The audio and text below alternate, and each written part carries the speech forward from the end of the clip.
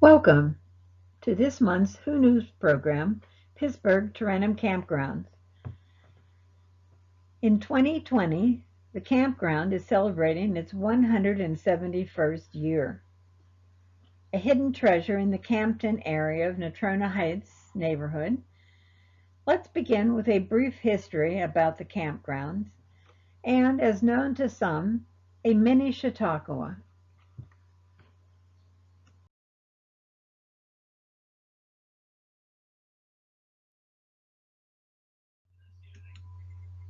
Our story begins in 1799 with the religious camp meeting service recorded in the United States. It was a joint venture of Presbyterians and Methodists. The camp meetings were thought to be a reflection of the ministry of Christ and his apostles in public gatherings. The Methodists saw the possibilities of an open-air revival service, and in 1803 the first Methodist camp meeting took place in western Pennsylvania at the request of Bishop Ashbury. In 1849, the Pittsburgh Tarentum Camp Meeting Association was formed.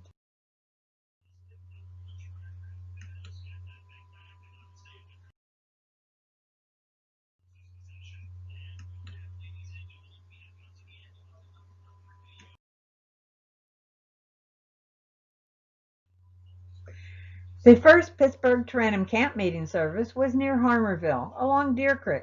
It was poorly attended, as well as a second camp meeting in 1850. Tarentum Methodists, though, wanted to continue the summer religious meetings closer to home. A committee headed by prominent Tarentum resident Robert S.P. McCall asked Judge Henry Marie Brackenridge about the use of his land on Tarentum Hill. After visiting the grounds, the Methodist bishop approved the land in the Campton area for the next open-air revival camp meeting in 1851. It was a huge success. In 1855, after 4 successful camp meetings in Campton, the Pittsburgh Tarentum Camp Meeting Association purchased 14 acres from Judge Brackenridge for $500.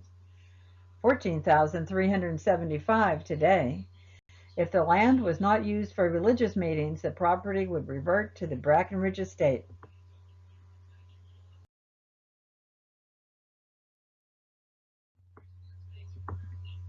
In the late 1800s, much of the campgrounds and surrounding area was farmland and underdeveloped as a residential space. A winding dirt road from today's Grace Methodist Church led to the campground's entrance, located on the corner of present-day Main Street and 6th Avenue.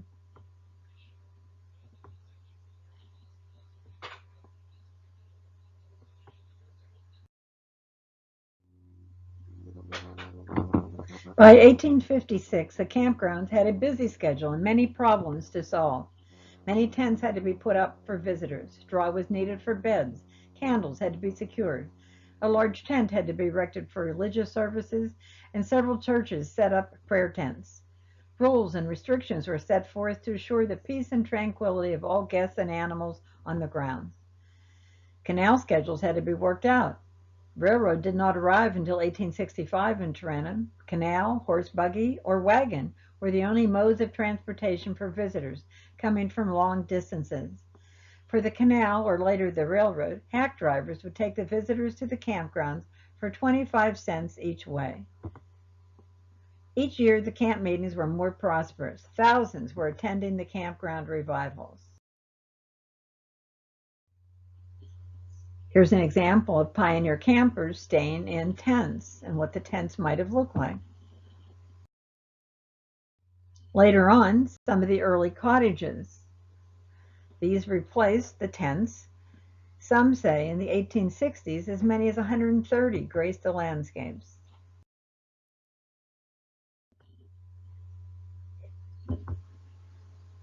Some of the transportation used beside the canal in a later date was the Tarentum trolley, 103, and then the railroad.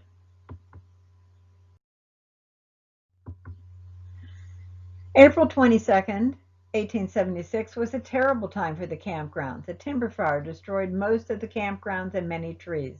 Lightning, believed to be the culprit, only one cottage survived. that of Andrew Golddigger. Following that great fire, many folks looked to another wooded location for their camp meetings.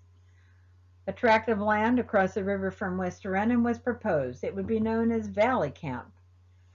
A new Allegheny Valley Camp Association claimed to be the rightful successor of the Pittsburgh Tarentum Camp Meeting Association.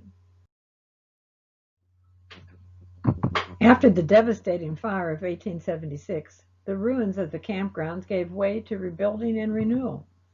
Charred timber was cleared, new trees were planted to replace the lost oaks, maple, ash, and poplar among them. The new trees would be a living memorial to all Civil War veterans. By 1881, 14 new cottages were built and 36 tents erected. The auditorium built after the fire was enlarged and beautifully decorated. By 1883, camp meetings were held on the original site. By the 1890s, nearly 50 cottages stood in the Tarentum campground, some of the original owners now returning after Valley Campgrounds had closed.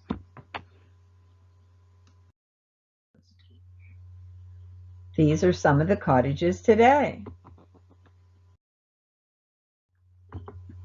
Rebuilding continued with pews replacing plank seats in the tabernacle by 1901, and a Pittsburgh church donated a pulpit at the same time. In 1904, a new auditorium was added. In 1925, electric and gas was installed on the grounds. By August 1905, Veterans Day was a special day at the campgrounds when some 500 Civil War veterans were honored. In August 1909, the grounds were filled to capacity with 5,000 folks attending Veterans Day services. June 1911, a second fire hit the campgrounds. 7 cottages and many trees were destroyed, but rebuilding began immediately.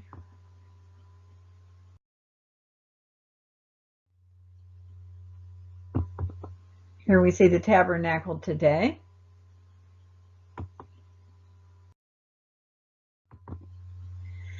By 1912, the neighboring Campton area was rapidly growing. Sparsely settled land began to convert from farmland to residential land. Lots were being sold from $250 to $300. By 1916, the neighborhood had a chartered volunteer fire company, Hilltop Hose Company. The fire company is still active today in its original spot on the corner of Main Street and Cambridge. Here we can see an ad from the valley of the lots being sold and a picture today of where Hilltop Hose is located. By 1925, the Campton neighborhood had grown and campgrounds also continued to thrive. That same year, an in-ground pool was added. It was built at a cost of $8,000 and fed by springs on the property. The water ran through sand to filter it and then into the pool. Completing the area was a bathhouse. With increased regulations, the pool unfortunately closed in the late 50s and was filled in. In later years, an above-ground pool was installed and is still there today. Here is a picture of the original in-ground pool from 1925 to 1958 when it closed. The Pittsburgh Tarentum Campgrounds is still the peaceful place it was in 1851. Not many changes in all these years. The tabernacle is well maintained and holds religious services on Wednesday and Sunday evenings in the months of July and August. Weddings and funeral services have also been at the tabernacle. Community programs are offered in the tabernacle at least 2 Saturdays in July and August.